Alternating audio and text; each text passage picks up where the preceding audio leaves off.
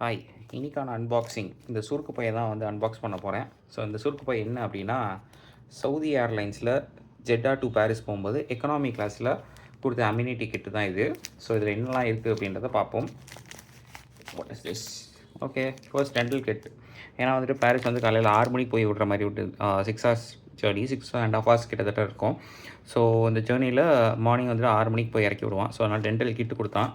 So இது உள்ளே இத்தினோண்டு ஒரு பேஸ்ட்டு, அது ஒன்று. அதுக்கப்புறம் ஒரு ப்ரெஷ் ஒன்று இருக்குது.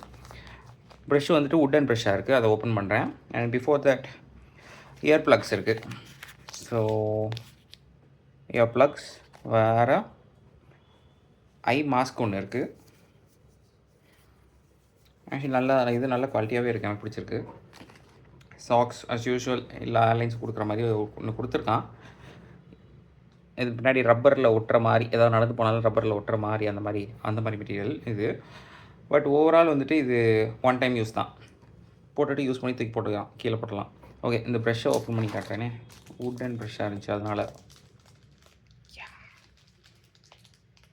இவ்வளோ டீட்டாக இருக்குது. ஓகே, நான் பாஸ் பண்ணிக்கிறேன். ஓகே, ஸோ எடுத்துட்டேன். ஸோ இதுதான் அது. எங்கே வச்சுருக்கேன்? கரெக்டாக இருக்கா? சவுதி ஏர்லைன்ஸோடது ப்ரஷ். இது ஒன் டைம் யூஸ் தான், ஏன்னா பிசில்ஸ் வந்து அவ்வளோ மோசமாக தான் இருக்கும். ஸோ சாஃப்டாகவும் இருக்குது. அண்ட் வாட் எல்ஸ், ஒரு பேஸ்ட் ஒன்று இருந்துச்சு. அந்த பேஸ்ட் பார்த்தோம் அப்படின்னா ஐ திங்க் இட்ஸ் A.ME அப்படின்னு சொல்லி ஒரு ப்ராண்டில் இருக்குது. இது வந்து ஒரு 2 தடவை வர வாய்ப்பு இருக்குது. Okay, that's all. தேங்க்யூ.